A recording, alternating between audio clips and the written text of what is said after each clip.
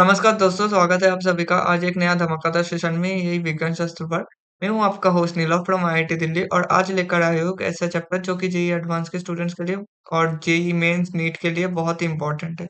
वो है हाइड्रोकार्बन्स। वो हाइड्रोकार्बन्स में 15 रिएक्शंस है टोटल, तो 15 रिएक्शंस में करा दूंगा इन डिटेल्स में। तो उतना डिटेल में भी नहीं जाऊंगा, मगर वो 15 रिएक्शन याद होना चाहिए, याद तो करा दूंगा, इतना बात है। तो उसको पहले एक बार जिसने भी हाइड्रोकार्बन्स पढ़ा है या नहीं पढ़ा है उससे फर्क नहीं है। बस रिएक्शंस को समझ लो। इधर मैं हाइड्रोकार्बन्स का पूरा प्रिपरेशन सब कुछ नहीं पढ़ाऊंगा। बस जितना ही रिएक्शंस है 15 रिएक्शंस या 14 रिएक्शन जितना भी होगा वो मैं करा दूंगा इसके मतलब इस वीडियो में। तो चलिए शुरू करते हैं और सीखने को मजेदार और असरदार बनाते हैं। तो आज का जो टॉपिक है वो है हाइड्रोकार्बन्स और हाइड्रोकार्बन्स में 15 रिएक्शन मैंने बोला लिखा भी हुई जब 15 रिएक्शन है। अब 15 रिएक्शंस में जो पहले मुझे इम्पोर्टेंट लगा वो है arch reaction. Arch reaction first reaction है। वो आर्च रिएक्शन का बोलता है कि तेरे पास मान ले कि दो CH3 है, मतलब एल्किल हैलाइड है। एल्किल हैलाइड है और एल्किल हैलाइड के सामने क्या दिया है, दो सोडियम। तो इसको लिखने के लिए मैं अगर जनरलाइज करूँ तो RH प्लस दो सोडियम प्लस एक सर ऐसे लिख। ऐसे लिख के तुझे पता है कि NaX एक अच्छा प्रेसिपिटेशन होता है। NaX as a precipitate, as a PPT, ये बन जाता है as a precipitate. Precipitate as a precipitate अगर बन गया तो इससे क्या फॉर्मेशन हो रहा है, 2NaX। ये क्या है, आयनिक कंपाउंड। और अगर ये आयनिक कंपाउंड इससे प्रेसिपिटेट हो रहा है और इसके साथ जो बन रहा है वो आर आर बन रहा है। बेसिकली ये जो रिएक्शन जाता है ये किस वजह से आता है, फ्री रेडिकल मैकेनिज्म से जाता है। Radical mechanism. और ये मैकेनिज्म कैसे होता है वो एक बार मैं थोड़ा सा मतलब थोड़ा सा ही बता देता हूँ, क्योंकि आर्च रिएक्शन होगा, फिटिक रिएक्शन होगा, आर्च फिटिक रिएक्शन होगा, सब एक ही जैसे होगा। तो मैं एक का रिएक्शन बता दूंगा तो तीनों रिएक्शन आसानी से हो जाएगा, सीधी बात है। हाँ, तो इसके मतलब मैं अगर पहला वो लिख दूं, अरे यार क्या हो रहा, हाँ। तो ये आर्च रिएक्शन, एक बात सुन ले कि आर्च रिएक्शन जो होता है ना, ये सोडियम की जगह अब तो सिल्वर भी रिप्लेस कर दे या फिर कॉपर दे दे, जिंक दे दे, आयरन दे दे, ये सब कुछ ऑल्सो कैन बी यूज्ड। ये यूज हो सकता है। फिर क्या है, फिर पहले तो आता है क्या, आर डॉट। ये होता है फ्री रेडिकल। और ये हम लोग क्या बोल सकते हैं, metal halogen exchange reaction. Metal halogen exchange reaction ये भी बोल सकते हैं हम लोग, कोई दिक्कत नहीं। क्या होता है, आर एक्स के साथ सोडियम पहले रिएक्ट करता है, उससे बनता है आर डॉट और NX। उसके बाद क्या आता है, आर डॉट प्लस सोडियम, उससे क्या होता है, आर माइनस Na प्लस। और इसके बाद आर माइनस और आर माइनस क्या करता है, और आर एक्स के ऊपर अटैक करता है, ऐसे ऐसे, और आर आर फॉर्मेशन होता है और NX निकल जाता है। यह है सीधा रिएक्शन। और इसका लिमिटेशंस अगर देखो, लिमिटेशंस आर रिएक्शन का बहुत ज्यादा है। लिमिटेशंस क्या है, मैं कलर चेंज कर लेता हूँ। लिमिटेशंस इसका है कि only symmetrical alkene can be produce. Only symmetrical alkene can be produced. एक सीधी बात है ना कि दो तो एक ही कंपाउंड ले रहा है, मतलब इसमें एल्किल हैलाइड एक ही है। एल्किल हैलाइड अगर आर एक्स ही होगा, उसके अंदर दो सोडियम आ रहा है और एक्स आर बन रहा है, तो ये टू टाइम्स ऑफ आर हो रहा है ना। अब किसी भी आर को, किसी भी न्यूमेरिकल्स को दो से मल्टीप्लाई करेगा तो सिमेट्रिक इवन नंबर ही आएगा। तो इवन नंबर आएगा मतलब सिमेट्रिकल होगा, सीधी बात है। और सेकंड है इसका जो साइड रिएक्शंस होता है, साइड रिएक्शंस में एल्किन बन जाता है। एल्किन बन जाता है, ये एल्केन है। और ये एल्किन बनता है। एल्किन कैसे बनता है कि जिसके ऊपर ये जो आर के ऊपर अटैक हो रहा है ना, ये अगर 3 डिग्री एल्किल हैलाइड है, अगर 3 डिग्री एल्किल हैलाइड है तो हाइड्रोजन एब्स्ट्रक्शन होता है। हाइड्रोजन एब्स्ट्रक्ट करके एल्किन बनाता है, एल्किन फॉर्मेशन। तो एल्किन बना देता है, ठीक है, ये होता है। तो यही था आर्च रिएक्शन, इससे ज्यादा। और ये रिएक्शन ना 1855, बहुत पुराना रिएक्शन है। इसको किया था एडोल्फ आर्ट्स। ये बहुत ज़्यादा पुराना रिएक्शन है मगर काफ़ी ज़्यादा इम्पोर्टेंट है। काफ़ी ज़्यादा इम्पोर्टेंट क्यों है पता है कि इसमें ना carbon-carbon bond formation carbon-carbon bond formation organic chemistry में बहुत दिक्कत वाली मतलब वो सीधी बात है ना कि ऑर्गेनिक केमिस्ट्री का रिएक्शन है, कार्बन-कार्बन बॉन्ड फॉर्मेशन हो रहा है, तो कार्बन का नंबर ऑफ कार्बन्स बढ़ा सकता है, ये बहुत इम्पोर्टेंट होता है। यही था आर्ट्स रिएक्शन, तो सीधा देखना है 2 एल्किल हैलाइड को लेना है, एल्किल सोडियम बीच में रख के 2 एल्किल हैलाइड एक मतलब NaBr का फॉर्मेशन या फिर NaX का फॉर्मेशन या फिर जो भी मेटल दिया है उसके साथ उसके हैलाइड का कंपाउंड आयनिक कंपाउंड बना के उड़ा दे और दोनों एल्किल को जोड़ दे।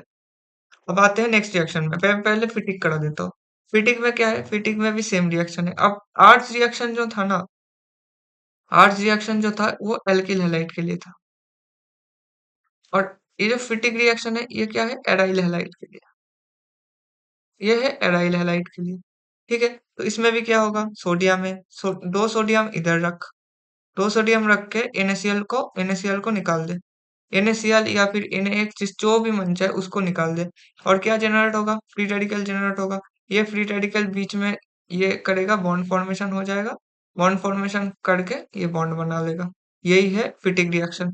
जैसे कि आर्ट्स रिएक्शन जो था, जो कि था एल्किल के लिए, वही फिटिक रिएक्शन होगा। फिटिक रिएक्शन क्या होगा? फिटिक होगा एराइल के लिए। मतलब ये एराइल प्लस एराइल यही बन रहा है तेरा एराइल प्लस एराइल में अगर बोलूं तो ये बन रहा है फिटिक रिएक्शन और आर्ट्स रिएक्शन क्या अल्काइल प्लस अल्काइल और आर्ट्स फिटिक जो थर्ड रिएक्शन हम लोगों का है वो है ब्रोमोबेंजीन देख अब एक में आ रहा है फिटिक रिएक्शन का कंपोनेंट और ये आ रहा है आर्ट्स रिएक्शन का और दोनों मिला के क्या हो रहा है आर्ट्स फिटिक सेम कहानी है। अब देख फिटिक रिएक्शन में अगर मैं बात बोलूं फिटिक रिएक्शन का भी अगर लिमिटेशंस के बात बोलता हूँ तो फिटिक रिएक्शंस का लिमिटेशन एक ही होगा ना कि फिटिक रिएक्शन का भी लिमिटेशंस क्या होगा formation of symmetrical alkene formation of symmetrical alkene arch फिटिक reaction बना क्यों ये आर्च फिटिक रिएक्शन इसके लिमिटेशन से ही बनता है लिमिटेशन से कैसे बनता है कि दोनों अब देख ये क्या हो रहा है कि ये तेरा ब्रोमोबेंजीन था ये तेरा मिथाइल ब्रोमाइड था अब ये तो एक तो फिटिक का एक तो मान रहा हो कि एक एराइल कंपाउंड दे रहा है मगर ये मिथाइल ब्रोमाइड की जगह तू इथाइल ब्रोमाइड भी रह सकता है तो कुछ भी ले सकता है मतलब इसका जो आड़ होगा इसका जो एल्किल पोर्शन होगा एल्किल पोर्शन को तो कुछ भी मान सकता है अगर एल्किल पोर्शन एक कार्बन का हो तो एक एक मिलके सिमेट्रिकल बन रहा है सिमेट्रिकल नहीं मतलब इवन नंबर बन रहा है सिमेट्रिकल तो इधर नहीं बन रहा है मतलब सीधा बात है कि नो सिमेट्रिकल कार्बन मतलब no symmetrical alkane formation no symmetrical alkane formation सीधी बात है अब इसको भी सेम है दो दो हैलाइड को रख दे बीच में सोडियम रख दे NaBr निकल जाएगा या फिर NaX जो भी है वो निकल जाएगा और टोलुइन या फिर जो भी अल्किल हैलाइड है और जनरलाइज्ड रिएक्शन ये देख मैंने बोला कि फ्री रेडिकल फॉर्मेशन से जाएगा सोडियम एक इलेक्ट्रॉन छोड़ेगा और सोडियम NaX बन रहा है और देर फ्री रेडिकल और फ्री रेडिकल ये भी एक टूट रहा है फ्री रेडिकल जुड़ के ये है free radical mechanism free radical mechanism अगर तुझे क्वेश्चन पूछे कि आर्च रिएक्शन या फिर आर्च फिटिक रिएक्शन या फिर फिटिक रिएक्शन कौन से मैकेनिज्म से कौन से इंटरमीडिएट से जाते हैं तो क्या बोलेगा आंसर है फ्री रेडिकल मैकेनिज्म से जाता है सीधी बात है और कुछ नहीं कोई कार्बोकेटाइन नहीं कोई कार्बन आयन नहीं ये याद रखना कि ये फिटिक रिएक्शन से जाता है सॉरी फ्री रेडिकल मैकेनिज्म से जाता है अब चलते हैं नेक्स्ट क्वेश्चन पे नेक्स्ट क्वेश्चन बोल रहा हूँ नेक्स्ट रिएक्शन पे आलमंड रिएक्शन में क्या बोलता है आलमंड रिएक्शन भी कपलिंग रिएक्शन क्या है कपलिंग रिएक्शन इसमें क्या होता है जैसे कि आर्ट्स रिएक्शन में बीच में तो सोडियम रख रहा था ना बीच में सोडियम रख के दोनों को जुड़ रहा था आर आर फॉर्मेशन हो रहा था इसमें भी आलमंड रिएक्शन में भी आर आर का फॉर्मेशन होता है मगर ये कैसे होता है जो मेटल इसके लिए रिस्पॉन्सिबल होता है कॉपर अब देख रिएक्शन अगर मैं जनरलाइज करूँ तो क्या है आर एक्स उसके सामने तो कॉपर देगा और लास्ट में फॉर्मेशन होगा आर आर ये फॉर्मेशन होगा अब इसका फॉर्मेशन के रिएक्शन मैकेनिज्म थोड़ा सा देख ले मैकेनिज्म अगर मैं बोलूं तो हम्म तो देख पहले तो एक एराइल कंपाउंड है ये एक्स है इसके सामने तो कॉपर दे रहा है अब कॉपर का जो ऑक्सीडेटिव एडिशन और रिडक्टिव एलिमिनेशन कहाँ पड़ेगा तो ये रिएक्शन मैकेनिज्म आता है ऑर्गेनोमेटेलिक से ऑर्गेनोमेटेलिक से आता है। तो अगर इसका ऑक्सीडेटिव एडिशन होता है, तो कॉपर ना इस बॉन्ड के बीच में घुस जाता है। तो कॉपर एक्स बन गया। इसके बाद इसके बाद जो कॉपर था वो कॉपर एक्स में ट्रांसफॉर्म हुआ और ये सीधी-सीधी कॉपर बन गया। कॉपर क्या होगा? कॉपर तो पॉजिटिव चार्ज होता है ना सीधा। मतलब ये जो बॉन्ड है ना, ये मैक्सिमम आयनिक कैरेक्टर है इसके अंदर। मैक्सिमम आयनिक कैरेक्टर है। ठीक है? मतलब इधर नेगेटिव चार्ज, इधर पॉजिटिव चार्ज। ठीक है? अब इधर नेगेटिव चार्ज है। अब क्या होगा? ये तो था तेरा कॉपर। इसके सामने आएगा और एक एराइल हैलाइड और क्या होगा? फिर से क्या होगा? Oxidative addition. Oxidative addition.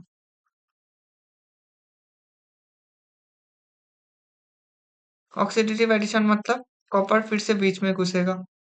ये देख, ये था तेरा एराइल कंपाउंड और copper halogen, metal halogen aryl और कार्बन और हैलोजन के बीच में ये कॉपर घुस गया। घुसने के बाद क्या होगा? रिडक्टिव एलिमिनेशन होगा। रिडक्टिव एलिमिनेशन, ये जो रिडक्टिव एलिमिनेशन स्टेप है, ये ऑक्सीडेटिव एडिशन और रिडक्टिव एलिमिनेशन। रिडक्टिव एलिमिनेशन में क्या होगा? ये कॉपर और एक्स निकल जाएगा। निकल के CuX का प्रेसिपिटेंट पड़ जाएगा और ये तेरा बन गया कंपाउंड। सीधी बात है। तो ये है तेरा product, final product. Final product, ये तेरा फाइनल प्रोडक्ट है। तो वही था अल्मंड रिएक्शन, और ज्यादा कुछ नहीं था अल्मंड रिएक्शन में। ये बहुत ही आसान सा है, ज्यादा कुछ खास नहीं है इसमें। हाँ, और ये याद रखना कि अल्मंड रिएक्शन में होता क्या है। एक इधर एक्स जो है ना, ये इलेक्ट्रोनेगेटिव है। ये बाद में क्या हो रहा है? डेल्टा प्लस है। ये पहला है इनिशियली। और जब कॉपर के साथ उसका बॉन्ड हो रहा है, तो कॉपर क्या है? ये देख ले, इधर देख ले, कॉपर क्या है? कॉपर थोड़ा है डेल्टा पॉजिटिव चार्ज। मतलब मेटल है, मेटल में पॉजिटिव चार्ज है, तो ये क्या बन रहा है? Delta negative.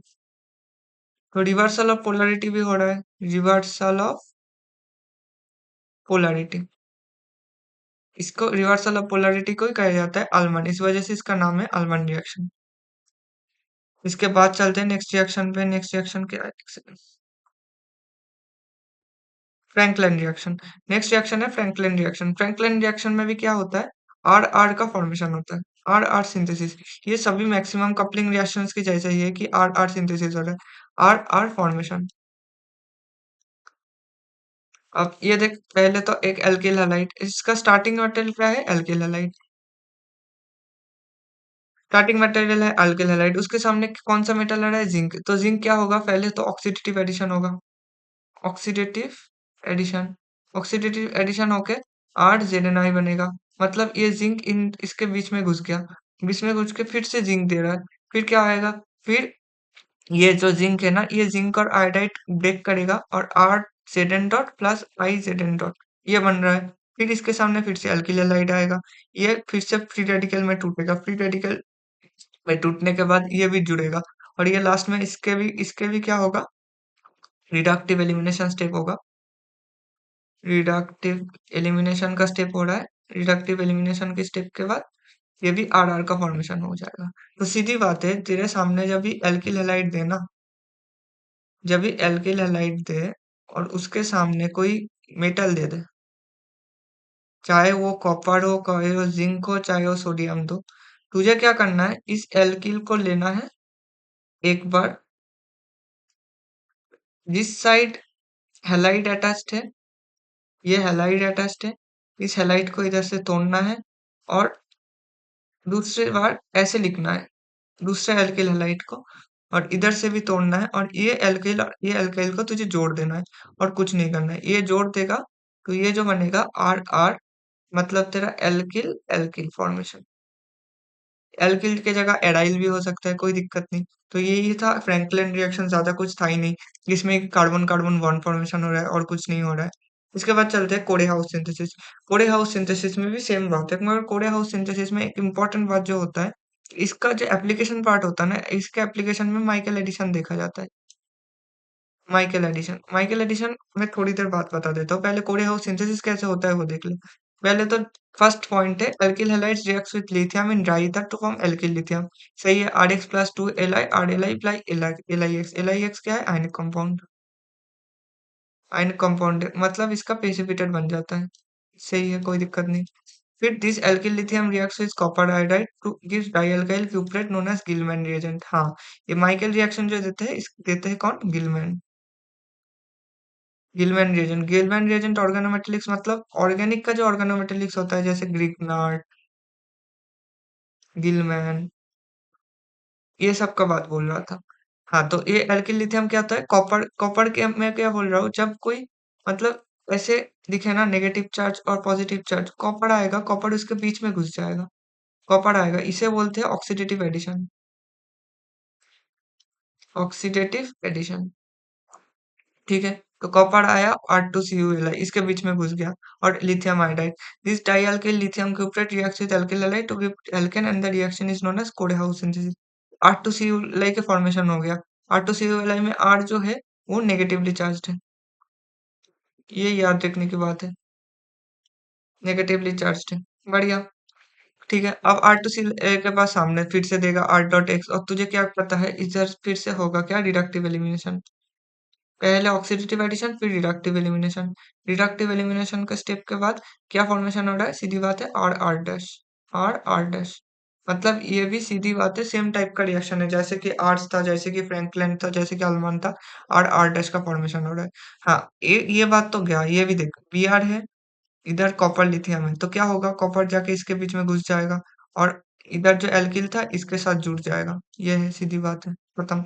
ये याद रखना, अगर तेरे पास कोई अल्फ alpha beta unsaturated carbonyl compound, alpha beta unsaturated carbonyl compound है, कार्बोनिल कंपाउंड है,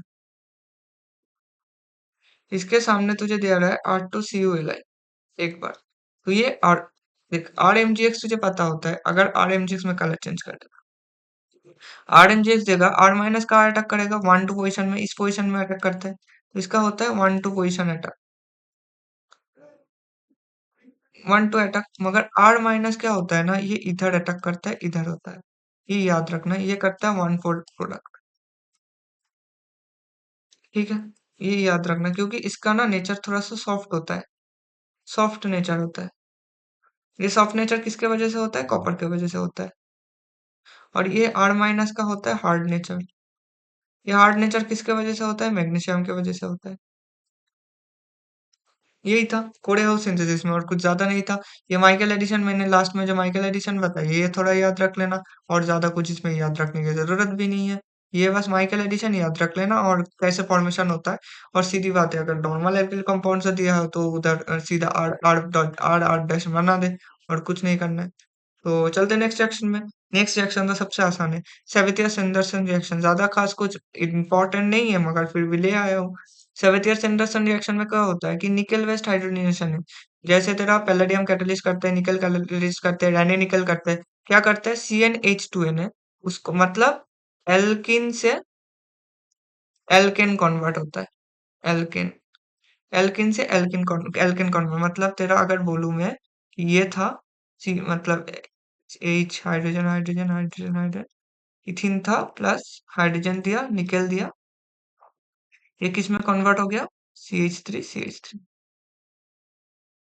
एल्केन में कन्वर्ट हो गया।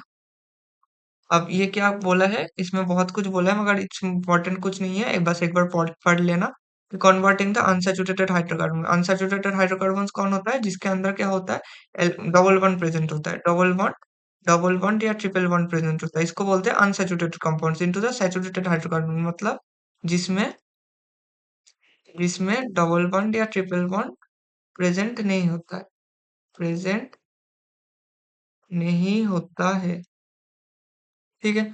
By passing through the vapor of organic molecules and hydrogen over nickel solid particles. In this reaction, nickel is used as a catalyst, which is finely grinded solid particles of nickel extracted from nickel aluminum alloy. The surface area of nickel increases when it is used as a finely grinded particle size, because the surface area of nickel is large. एक बार question आया था कि देख, ये reaction जब होता है ना, तो निकल ऐसे सरफेस पे रहता है, ये क्या है? निकल सरफेस, निकल सरफेस के ऊपर हाइड्रोजन बैठा रहता है, ऐसे ऐसे निकल सरफेस के ऊपर हाइड्रोजन आता है, फिर इसके ऊपर ऐसे एल्किन एल्किन जुड़ता है, और ये हाइड्रोजन इसमें स्टिक करता है, तो इस इस टिक करने की वजह से एक इम्पोर्टेंट बात इधर से आता है, मैं ब्लैक दिखा देता हूँ। एक इम्पोर्टेंट होता क्या है, इसका जो एडिशन होता है ना, ये सीन एडिशन होता है। ये सीन एडिशन होता है। तो ये याद रखना, ये सीन एडिशन तो होता ही होता है और इसके वजह से जो सेवितिया-सैंडरसन रिएक्शन में क्या होता है, डायरेक्टली हाइड्रोजनेशन होता है। हाइड्रोजनेशन। इम्पोर्टेंट बात ये है कि इसमें हाइड्रोजनेशन होता है।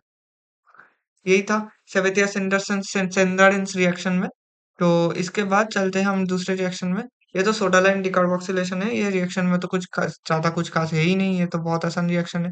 ये तो सबको आता है। सोडालाइम डिकार्बोक्सिलेशन में क्या होता है? In this reaction sodium salts carboxylic acid are heated with soda lime to form alkanes having one carbon atom less than the sodium salt of carboxylic acid. मतलब पहले तेरे पास एक कार्बोक्सिलिक एसिड रहेगा। कार्बोक्सिलिक एसिड कार्बोक्सिलिक एसिड के बाद क्या होगा? तेरा डिकार्बोक्सिलेशन होगा। मतलब जैसे तेरा पहले तो RCOH है, इसके सामने तू सोडियम सॉल्ट से मतलब सोडियम हाइड्रोक्साइड से रिएक्ट कर रहा है, ये बेस है। तो बेस क्या करेगा? इस प्रोटॉन को लेगा, प्रोटॉन एक्सचेंज करेगा। प्रोटॉन एक्सचेंज करके RCOO माइनस बनाएगा और Na प्लस बनाएगा। इसके सामने तू जब कैल्शियम ऑक्साइड के साथ हीट करेगा, तो हीटिंग करने से क्या होता है, ये जो कार्बन डाइऑक्साइड है ना, ये कार्बन डाइऑक्साइड ऐसे निकल जाता है, इधर निकलता है, आर के ऊपर आता है नेगेटिव चार्ज। ये आर क्या करता है, फिर जो ये प्रोटॉन के वजह से ये जो H प्लस घूमता रहता है, इसको पकड़ता है और कन्वर्ट होता है RH में। और CO2 तो निकल रहा है, सीधी बात है, ये CO2 कार्बन डाइऑक्साइड निकल रहा है, वो भी गैसियस स्टेट में। तो ये होता है सोडालाइम डिकार्बोक्सिलेशन। और डिकार्बोक्सिलेशन ऑर्गेनिक केमिस्ट्री में और कहाँ होता है, ये इंपॉर्टेंट है। याद रखना, अगर तेरे पास कोई बीटा कार्बोनिल सिस्टम है, तब डिकार्बोक्सिलेशन होगा। मतलब अगर तेरा ऐसे कंपाउंड है, ठीक है, और इसमें हीटिंग किया जाता है, तो इसका जो जीरो पोजीशन है, ये अल्फा पोजीशन है और ये क्या है, बीटा पोजीशन। बीटा पोजीशन में कार्बोनिल है, ठीक है। अगर बीटा पोजीशन में कार्बोनिल है, कार्बन डाइऑक्साइड निकलेगा, ये याद रख लेना। तो कार्बन डाइऑक्साइड निकलेगा, इंपॉर्टेंट बात है, काफी ज्यादा याद रख लेना। तो यही था सोडालाइम डिकार्बोक्सिलेशन, ज्यादा कुछ बोलने जैसे नहीं है। अब राइमर्ट रिएक्शन रिएक्शन तो मैंने करा दिया हो। मतलब ये जो 50 नेम रिएक्शन का एक सीरीज लेकर आया, सीरीज मतलब एक लेक्चर था, 2 घंटे में मैंने 50 नेम रिएक्शन कवर किया। ज्यादा मैकेनिज्म में नहीं घुसा क्योंकि 50 रिएक्शन कवर करना था। कवर तो कर दिया, उसमें राइमर्ट रिएक्शन भी था, कोल्बे भी था। मैं फिर से कर तो मैं फिर से कर देता हूँ, कोई दिक्कत नहीं। कोल्बे इलेक्ट्रोलाइसिस में क्या होता है, कोल्बे इलेक्ट्रोलाइसिस में जैसे कि राइमर टेमन रिएक्शन में राइमर टेमन भी करा दूंगा, कोई दिक्कत नहीं। और जैसे ओइच होता है, मतलब फिनॉल के साथ तूने कार्बन डाइऑक्साइड या सोडियम हाइड्रोक्साइड को दिया, तो क्या फॉर्मेशन होता है, ये वाला। मतलब सैलिसाइलिक एसिड फॉर्मेशन होता है। किससे? फिनॉल से। तेरा फिनॉल से फॉर्मेशन क्या हो रहा है, salicylic acid, OH COOH। Phenol से सैलिसाइलिक एसिड, सैलिसाइलिक एसिड। और वो किसके प्रेजेंस में, कार्बन डाइऑक्साइड और सोडियम हाइड्रोक्साइड। फिर कार्बन डाइऑक्साइड और सोडियम हाइड्रोक्साइड। अब क्या होता है, रिएक्शन मैकेनिज्म थोड़ा देख ले, मैकेनिज्म इसका थोड़ा इंपॉर्टेंट है। जैसे तेरा सामने फिनॉल आएगा, ठीक है, ये फिनॉल आया और सामने क्या है, sodium hydroxide.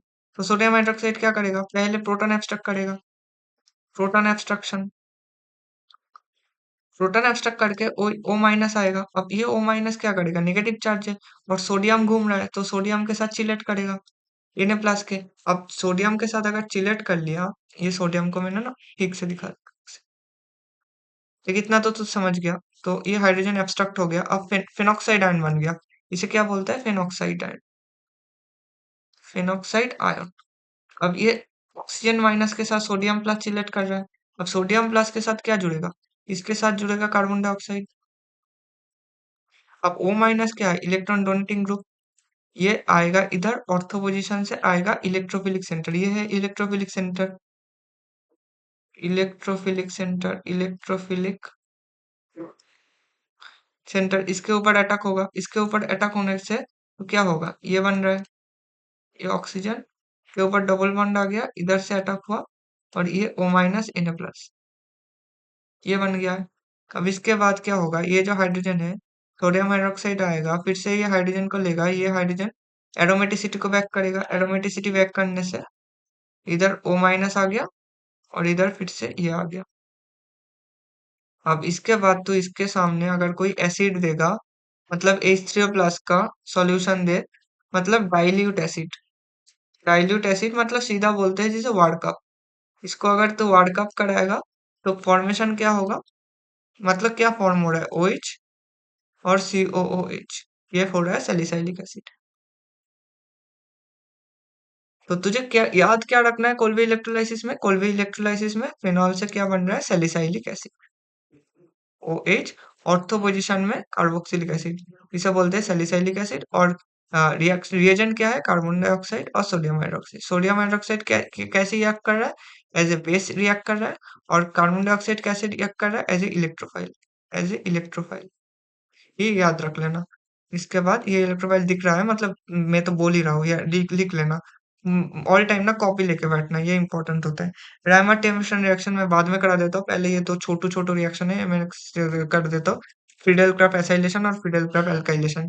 Friedel Crafts acylation में क्या होता है, देख फ्रीडल क्राफ्ट एसाइलेशन में तेरा सामने बेंजीन है।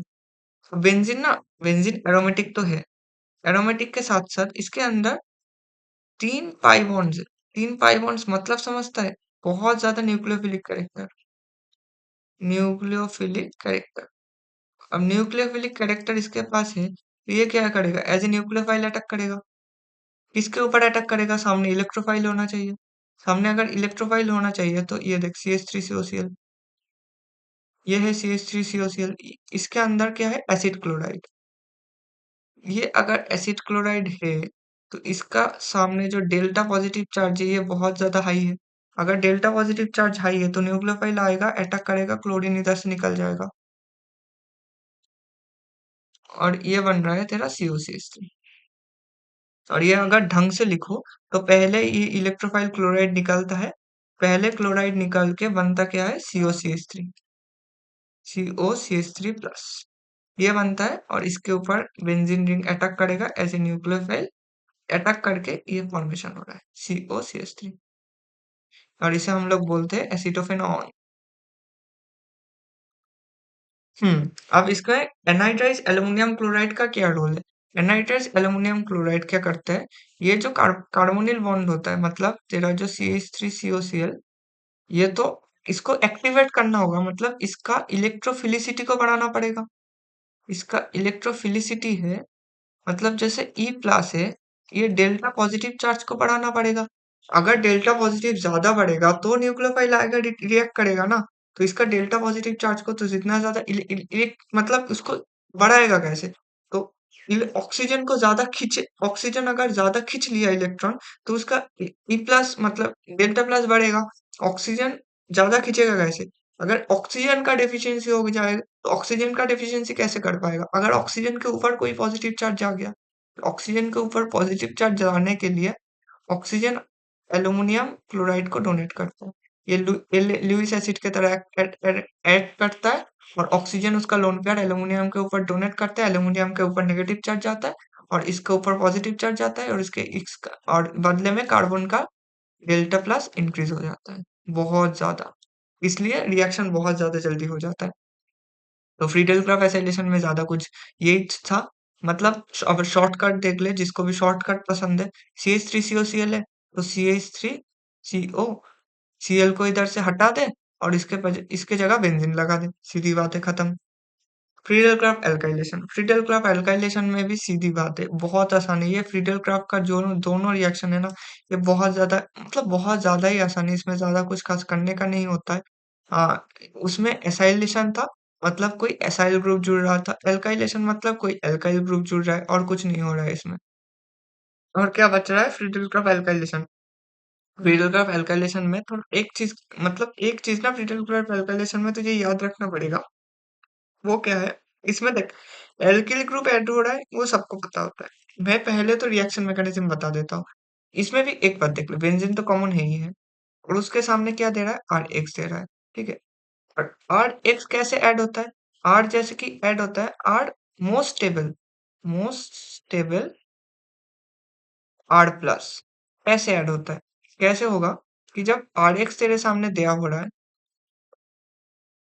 हाँ, आरएक्स दिया हो रहा है और एल्यूमीनियम क्लोराइड दिया है, ठीक है? और थोड़ा-सा एचसीएल भी देते हैं कभी-कभार। तो क्या हो रहा है, ये एक सीधा से निकल जाता है और निकल के क्या होता है, R+ बन जाता है। अब जब तक ये बेंजीन ये R+ के ऊपर ऐसे न्यूक्लियोफिल और ऐसे इलेक्ट्रोफाइल अटैक होता है, इसके जल्दी-जल्दी R+ क्या होता है, R+ के अंदर रीअरेंजमेंट होता है, ठीक है? अब R+ मान ले कि तेरा ये था, जैसे कि इधर दिया हुआ है ये वाला, इसके ऊपर मैं HCl दूँ या एल्यूमीनियम क्लोराइड जो भी बोल, इसके ऊपर क्या होगा? पॉजिटिव चार्ज आएगा, पॉजिटिव चार्ज इधर भी आ सकता है, पॉजिटिव चार्ज इधर भी आ सकता है, बट इधर पॉजिटिव चार्ज आया तो एक अल्फा हाइड्रोजन है ना, और इधर पॉजिटिव चार्ज आएगा तो 9 अल्फा हाइड्रोजन है। तो कौन ज़्यादा स्टेबल है? ये इधर बन रहा है हाइपर कॉन्जुगेशन, हाइपर कॉन्जुगेशन से बहुत ज़्यादा स्टेबल है, और इधर एक अल्फा हाइड्रोजन है, एक अल्फा हाइड्रोजन मतलब 9 अच्छा हाइपर कॉन्जुगेशन। अगर इधर अच्छा हाइपर कॉन्जुगेशन नहीं हो रहा है तो सीधी बात है ऊपर वाला से जाएगा, ऊपर वाला से जा रहा है, सीधी बात है। तो ऊपर वाला से जा रहा है तो ऊपर वाला ही अटैक करेगा बेंजीन के साथ, बेंजीन के साथ मतलब बेंजीन के साथ ऊपर वाला अटैक कर रहा है, मतलब बेंजीन आता है, आके इसमें अटैक कर देता है और इसमें ये बन जाता है, ठीक है? मतलब ये 3 डिग्री, हाँ जो भी है। अब देख, इसका पॉसिबिलिटी ये है ना कि ये भी तो अटैक हो सकता है, इसके ऊपर भी बेंजीन कभी कभार अटैक कर सकता है, तो इसके ऊपर भी बेंजीन कभी कभार अटैक करे तो ये माइनर प्रोडक्ट बन जाता है, और ये क्या बनता है, मेजर प्रोडक्ट, ठीक है? यही है रिएक्शन फ्रीडल क्रॉप एल्काइलेशन, ज्यादा कुछ है ही नहीं। मगर फ्रीडल क्रॉप एल्काइलेशन में यह याद रख लेना क्योंकि इसका प्रोडक्ट का जो यील्ड होता है ये बहुत कम होता है, product yield is much less. ये बस ज्ञान की बात है, याद रखने का चीज नहीं है।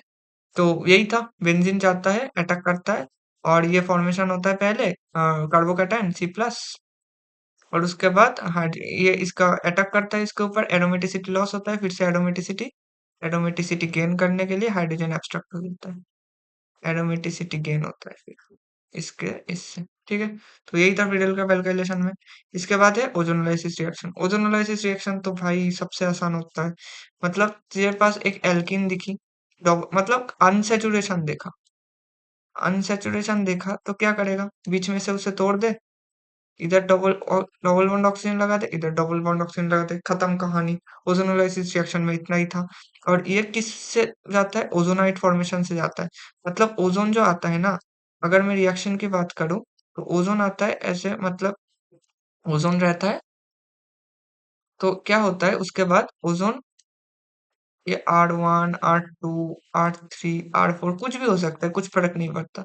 क्या होगा, R1 R2 और उसके बीच में ओजोन ऐसे घुसेगा, ये तीनों ऑक्सीजन ऐसे घुस जाता है, R3 R4, और उसके बाद क्या होता है, फिर ब्रेकेज होता है, फिर ब्रेकेज होने के बाद इधर से एक ऑक्सीजन निकलता है, ये ऐसा होता है और ये ऐसा होता है, होने के बाद R1 R2 और इसके साथ एक डबल बॉन्ड ऑक्सीजन, और ये बन जाता है।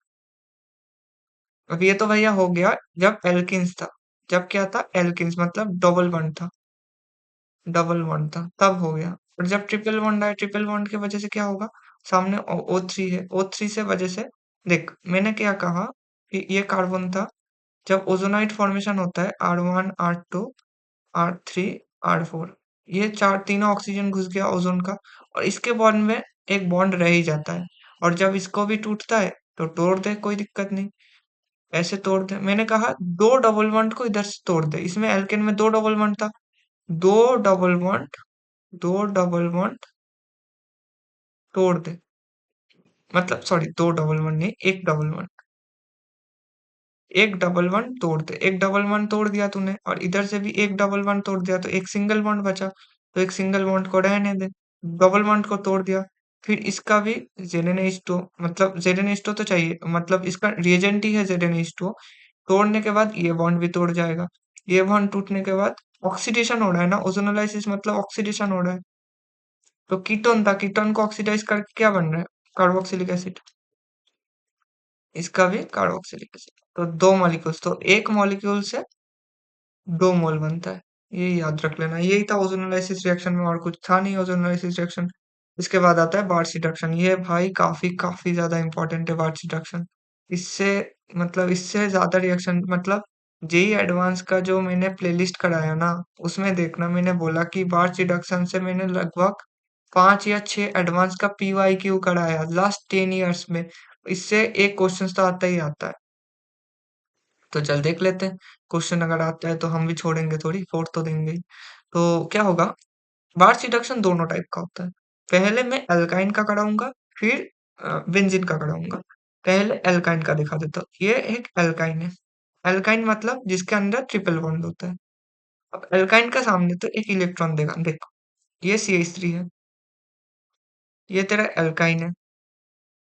अब इसके सामने तो इलेक्ट्रॉन दे रहा है, तो कोई एक बॉन्ड टूटेगा, कोई एक इस बॉन्ड फ्री रेडिकल जैसे टूटेगा। CH3 C triple bond CH3। हाँ, इसका एक बॉन्ड तोड़ रहा है, एक बॉन्ड को तूने तोड़ दिया और दोनों तरफ क्या लगा दिया, डॉट डॉट। अब ये इलेक्ट्रॉन एक इलेक्ट्रॉन के साथ जाएगा, एक इलेक्ट्रॉन और एक इलेक्ट्रॉन मिलके एक नेगेटिव चार्ज बना देगा। अब इसके बीच में, दोनों के बीच में क्या होगा, रिपल्शन। दोनों के बीच में रिपल्शन होगा तो दोनों क्या एक दूसरे तरफ चला जाएगा। एक अगर दूसरी तरफ चला गया तो ये क्या बन जाएगा, ये बन गया CH3। इधर था एक डॉट, इधर नेगेटिव चार्ज, ये बन गया। अब ये क्या करेगा, ये एक हाइड्रोजन ले लेगा। किससे लेगा, बार्च रिडक्शन के लिए जो रिएजेंट होता है ये है सोडियम लिक्विड अमोनिया। ये लिक्विड अमोनिया से, ये लिक्विड अमोनिया है, इससे एक हाइड्रोजन ले लेगा। तो इधर क्या बन रहा है, एक हाइड्रोजन बन रहा है। इधर भी एक सोडियम आएगा, सोडियम इसको भी एक इलेक्ट्रॉन देगा, नेगेटिव चार्ज में बनेगा। ये भी एक हाइड्रोजन ले लेगा और लास्ट में ये रिएक्शन देगा। ये हो रहा है, लास्ट में क्या बन रहा है, ट्रांस एल्कीन। एमी एमी और ये हाइड्रोजन और ये हाइड्रोजन, यही हो रहा है देख। पहले सी एच थ्री इस पोजीशन में था, सी एच थ्री से ट्रांस पे चला जाएगा रिपल्शन घटाने के लिए। ये नेगेटिव चार्ज फॉर्म हो रहा है, इधर हाइड्रोजन ले रहा है, इधर हाइड्रोजन बैठ गया, फिर एक इलेक्ट्रॉन लिया, ये भी नेगेटिव चार्ज में कन्वर्ट हो गया, नेगेटिव चार्ज फिर से हाइड्रोजन ले रहा है, फिर से ये ट्रांस एल्कीन में कन्वर्ट हो रहा है, सीधी बात है। अब ये तो गया एल्काइंस के लिए। अब एल बेंजीन के लिए क्या होता है, मान ले बेंजीन के लिए जो बेंजीन के ऊपर आर ग्रुप लगा है ना, आर ग्रुप दोनों टाइप का हो सकता है, electron donating group, electron withdrawing group. पहले तो मैंने आंसर बता देता हूँ। पहले अगर आर ग्रुप इलेक्ट्रॉन डोनेटिंग हुआ, आर ग्रुप अगर इलेक्ट्रॉन डोनेटिंग ग्रुप हुआ, तो जो फॉर्मेशन होगा, ये फॉर्मेशन होगा, ठीक है। और आर ग्रुप अगर तेरा इलेक्ट्रॉन विथड्रॉइंग ग्रुप हुआ, ठीक है, ये तेरा R group electron withdrawing group हुआ, तो ये फॉर्मेशन होता है। मतलब जब इलेक्ट्रॉन विथड्रॉइंग ग्रुप होता है, तब इससे दूर चला जाता है और जब डोनेशन होता है उसके पास रहता है, ये सीधी बात है। अब देख, एक सोडियम सोडियम लिक्विड अमोनिया है, सोडियम और लिक्विड अमोनिया है। सोडियम लिक्विड अमोनिया दिया हुआ है, तो क्या होगा, पहले इलेक्ट्रॉन आएगा, इलेक्ट्रॉन आके टूटेगा, एक टूटेगा तो ये फ्री रेडिकल में मान ले कि ये टूट गया। ये टूटने के बाद ये पूरा घूमता है, नेगेटिव चार्ज होता है, ये नेगेटिव चार्ज फिर टार्ड ब्यूटाइल हाइड्राइड जो भी एसिड दिया हुआ है, लाइट स्लाइट एसिड दिया है, उससे हाइड्रोजन लेके ये फॉर्मेशन होता है।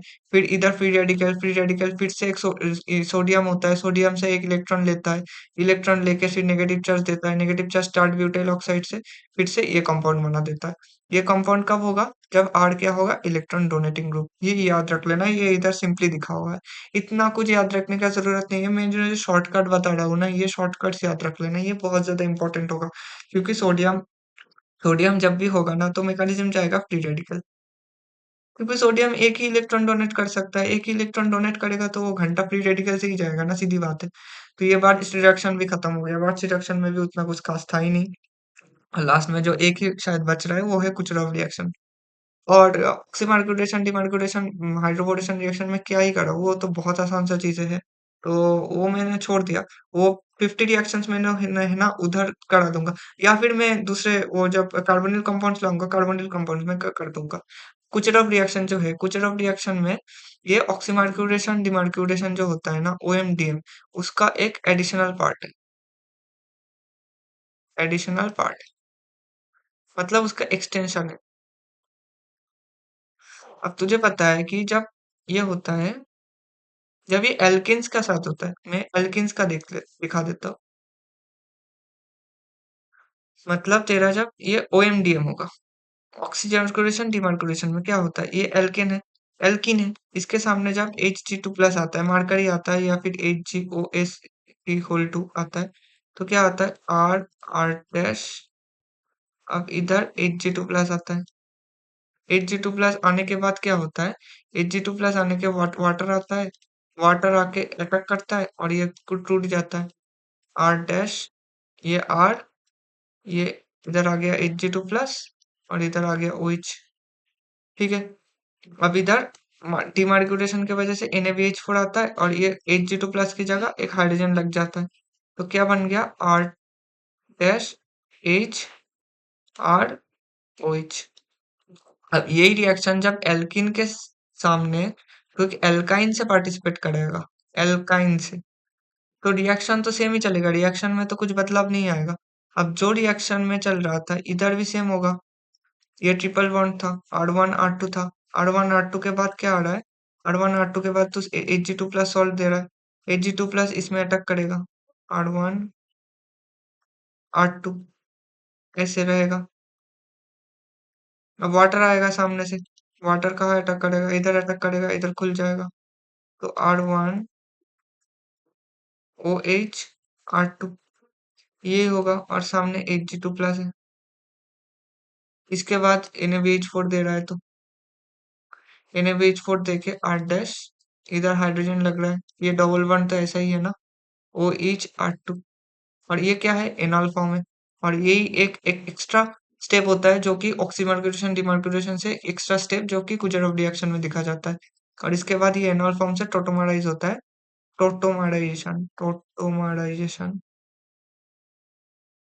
होता है कीटो फॉर्म में। कीटो फॉर्म में टोटोमराइज होता है, मतलब R डैश, ये और ये डबल बॉन्ड बन जाता है R2 और ये हाइड्रोजन, और ये है कीटो फॉर्म, कीटो फॉर्म। यही था, ज्यादा कुछ था ही नहीं। ऑक्सीमर्क्यूरेशन डिमर्क्यूरेशन उधर से देख लेना, हाइड्रोबोरेशन ऑक्सीमर, हाइड्रोबोरेशन रिएक्शन ऑक्सीमर्क्यूरेशन रिएक्शन, ये मैंने ज्यादा कुछ खास नहीं था। और तो ये 15 रिएक्शन हो गया।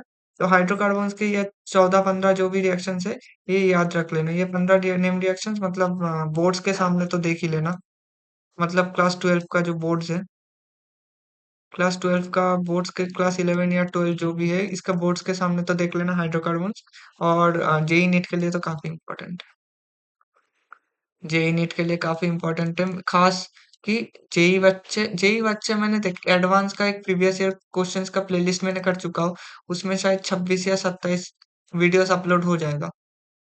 अभी तक तो शायद 13 या 15 वीडियो अपलोड हो गया है, और मतलब आधा हो गया है, आधा बचा है। ये एडवांस का एक प्लेलिस्ट है। इसमें मैंने क्या किया, इसमें मैंने जितने भी लास्ट 10 इयर्स का जितने भी क्वेश्चंस था वो मैंने करा दिया। लास्ट 10 इयर्स कंप्लीट है। नीट का और जेई का मैं लाऊंगा थोड़ी दिन बाद, थोड़ी देर बाद, थोड़ी देर बाद, और ये डेली होगा, कोई दिक्कत नहीं। ये भी जेई एडवांस का कब आता है, 8 PM डेली, डेली 8 PM को आता है। ये मैंने प्रीवियस ईयर क्वेश्चंस का सीरीज कर दिया हो। और हाइड्रोकार्बन्स में ऐसे हाइड्रोकार्बन्स का लाया, फिर लाऊंगा हेलो एल्केन्स का, फिर लाऊंगा हेलो एल्केन्स का, फिर लाऊंगा क्या, जैसे तेरा क्या हो जाता है, हेलो एल्केन्स के बाद आएगा तेरा M8 का, फिर कार्बोनिल कंपाउंड्स, अरे यार, फिर आएगा तेरा कार्बोनिल कंपाउंड्स। ऐसे करके मैं सारे जितने भी चैप्टर्स है, चैप्टर्स को, ऑर्गेनिक केमिस्ट्री के चैप्टर्स का जितने भी नेम रिएक्शंस हो वो कवर कर दूंगा। Name reactions will be covered, will be covered, tension लेने की कोई जरूरत बात नहीं है। और अच्छे से जेई मेंस के मैं तो बोलूंगा कि क्लास बोर्ड से ज्यादा, बोर्ड्स कुछ नहीं फर्क पड़ता, क्लास 12 का नंबर कभी मतलब उतना खास नहीं होता, बोर्ड से ज्यादा जेई पे ही ध्यान दे, जेई नीट पे ध्यान दे। अगर एक साल ड्रॉप भी लग जाए कोई दिक्कत नहीं होता, एक बार आईआईटी का कैंपस छू लेगा ना, तो भाई मैं तो बोल ही नहीं सकता किसका। हाँ, और पीडीएफ लिंक का बारे में एक बहुत बता देता हूँ, मैं टेलीग्राम लिंक के खोल दूंगा, अभी खोला नहीं, जितना अगर सपोर्ट मिलेगा तो खोल ही दूंगा, मतलब तो खोल ही दूंगा, सपोर्ट का क्या ही है। टेलीग्राम लिंक खोल दूंगा, टेलीग्राम में सारे पीडीएफ में दे दूंगा, सारे पीडीएफ शेयर्ड हो जाएगा, विल बी शेयर्ड। ठीक है, तो आज के लिए इतना ही। अच्छे से 2025 को अप्रैल अटेम्प्ट को कवर कर दे, अच्छे से टारगेट फुलफिल कर दे, और वीडियो अच्छे लगे तो लाइक कर देना, सब्सक्राइब कर भी देना। सब्सक्राइब करने से तेरा जो बेल आइकन है, वो वैलिड और बेल बेल आइकन को दबा दे और डेली रिएक्शन देख ले। डेली डेली वीडियो आता है, मतलब चैनल को तो ज़्यादा दिन नहीं हुआ है, मतलब थोड़ा-सा सपोर्ट कर भी दे, क्योंकि ज़्यादा सब्सक्राइबर्स नहीं है। अब तो शायद 18-20 ही है। 18 ही है, 18 सब्सक्राइबर्स है। तो यही बोलना था और मिलते हैं अगले वीडियो पे। हेलो एल्केन्स का नेम रिएक्शन, वो शायद 2 दिन बाद आ जाएगा, कोई दिक्कत नहीं। तो आज के लिए इतना ही, मिलते हैं नेक्स्ट वीडियो पे। Okay bye.